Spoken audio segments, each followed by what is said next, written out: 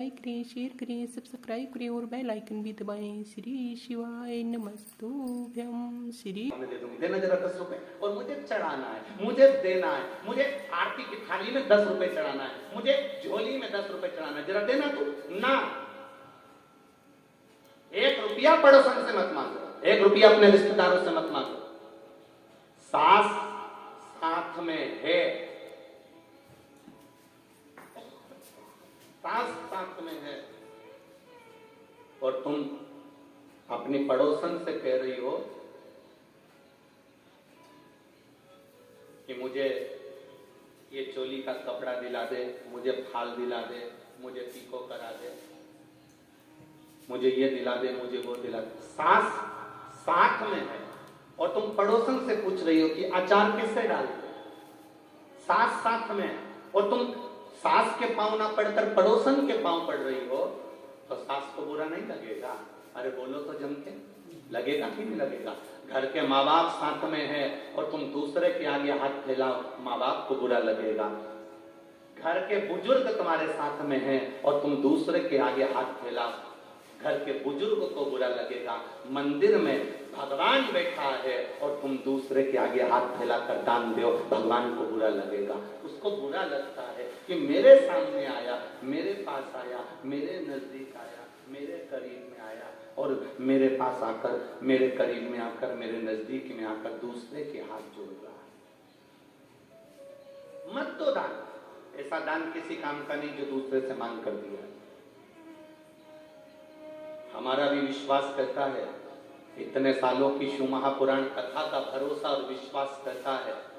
नहीं है आपके पास देने के लिए, आप रोज शंकर जी के मंदिर में 1 लोटा जल चढ़ाओ, अपनी मेहनत करो, अपना परिश्रम करो, अपना कर्म करो और मेहनत से पीछे मत हटना।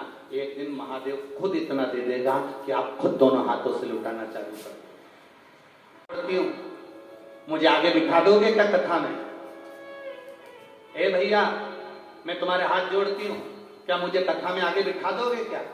तुमने भैया के हाथ जोड़े कि एक बार तुम देवादिदेव महादेव से कह देती, एक बार तुम भगवान देवादिदेव महादेव से कह देती कि हे बाबा, हे त्रिकालदर्शी, हे कैलाशी, हे अविनाशी, भिलाई में कथा हो रही है, भगवान की कथा चल रही है, मेरा मन है, मेरे पास इतना धन वैभव सत्ता नहीं मैं कुछ दे सकूं, पर इतना विश्वास जरूर है कि मैं तुझ पे 1 लोटा जल चढ़ाती हूँ, इसलिए पंडाल में कहीं ना कहीं मुझे ऐसी जगह मिल जाएगी जो मैंने सोची भी नहीं होगी और वहां जाकर बैठकर कथा सुन लूंगी। ये तेरे जल की महत्वता, ये तेरे जल की महत्वता है। तुझे जो 1 लोटा जल चढ़ाया, तुझ पर जो 1 लोटा पानी चढ़ाया है, उसकी महत्वता है कि मुझे कुछ मिलेगा और अच्छा मिलेगा। उस औषधि को जानने वाला कोई वेद होना चाहिए, तो उसमें से औषधि का तत्व निकाल दो। आज तक दुनिया के लोग ये बेलपत्री को शंकर जी पे चढ़ाते थे, छोड़कर आ जाते थे। ये बेलपत्री शिव जी के मंदिर में पड़ी रहती थी, बाद में उठाकर निर्माल्य में चली जाती थी, निर्माल्य में से उठकर इधर पानी में चली जाती थी। आज दुनिया के लोगों ने इस बेलपत्री के महत्व को समझा, जब समझा तो उठाकर जब खाना चालू करा, तो अब मंदिर में 1 बेलपत्र भी फालतू पड़ी नहीं दिखती। उसकी औषधि समझ में आ गई कि उसमें औषधि का, उसमें औषधि का।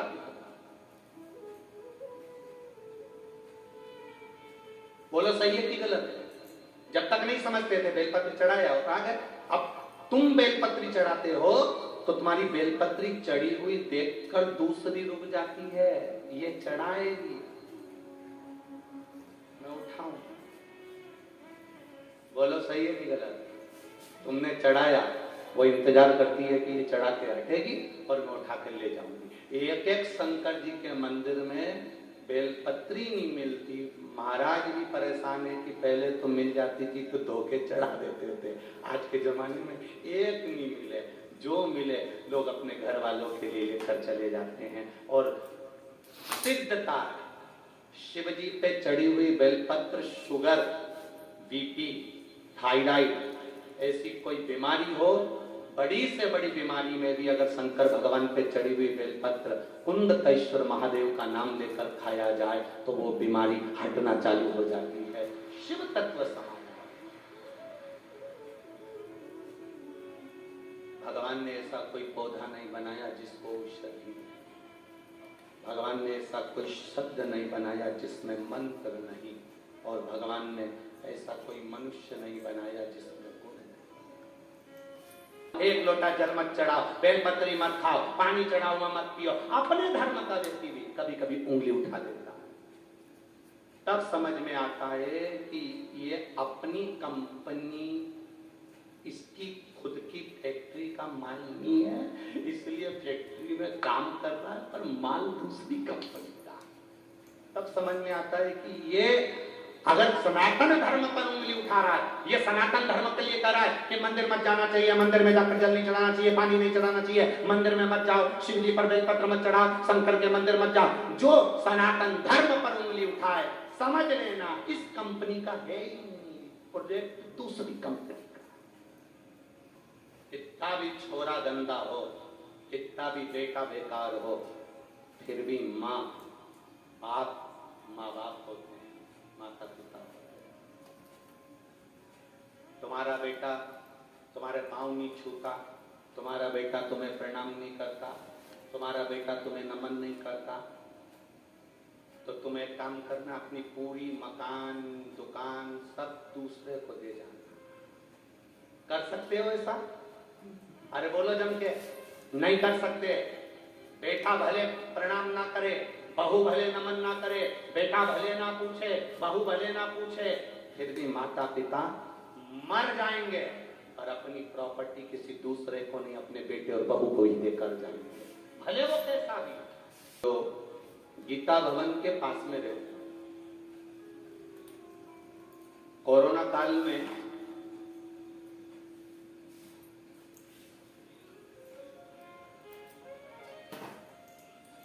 उनका बेटा मर गया, बहू और बहू का बेटा।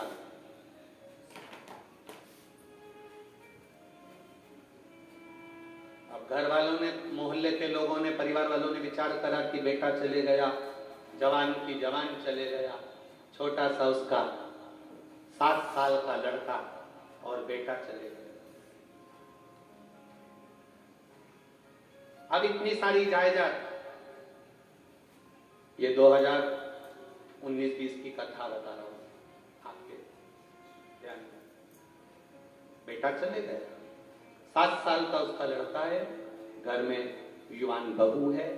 अब ये जो जायदाद है, ये जो प्रॉपर्टी है, ये जो पैसा है, ये जो लॉकर है, ये जो बैंक का धन है, ये किसके नाम किया?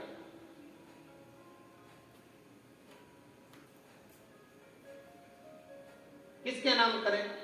तो परिवार वालों ने विचार करा अपने रिश्तेदारों से, तो रिश्तेदारों ने कहा देखो बहू अभी युवान है, हो सकता है किसी दूसरे से शादी कर ले और वहां चली जाए तो पूरी प्रॉपर्टी उसकी चली जाएगी, इसलिए एक काम करो, ये जायदाद, ये संपत्ति, ये वैभव, ये दौलत बेटे के नाम कर दो। 7 वर्ष का बेटा, 7 वर्ष के बेटे के नाम वो संपदा कर दी गई, वो दौलत कर दी।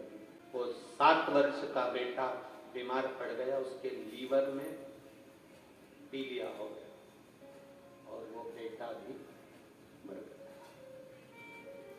जरा ध्यान देना, नागपुर की यह कथा, बेटा मरा, संपदा किसके नाम करी जाए? उसके बेटे के नाम कर। परिवार वालों ने सोचा बहू युवान अवस्था में है, कहीं दूसरी शादी कर लेगी, चली जाएगी, धन चले जाएगा, वैभव चले जाएगा, तो बेटे के नाम कर दिया। बेटा भी चले गए, अब संपदा किसके नाम करी जाए?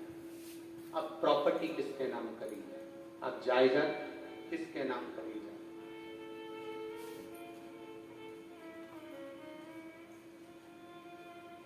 अब प्रॉपर्टी, जायदाद, संपदा किसके नाम करें?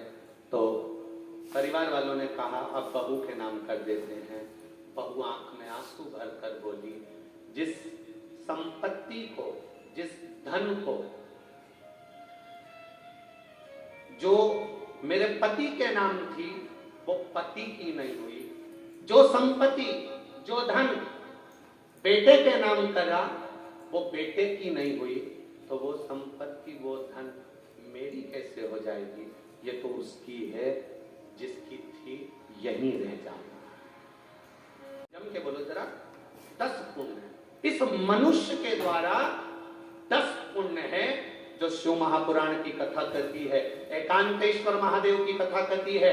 मनुष्य को अपने जीवन के 10 पुण्य का स्मरण करना चाहिए। 4 पुण्य, 4 पुण्य मनुष्य की सुंदर आनंदमय वाणी के 4, और 3 पुण्य मनुष्य के शरीर द्वारा होते हैं, और 3 पुण्य मनुष्य के मन द्वारा होते हैं।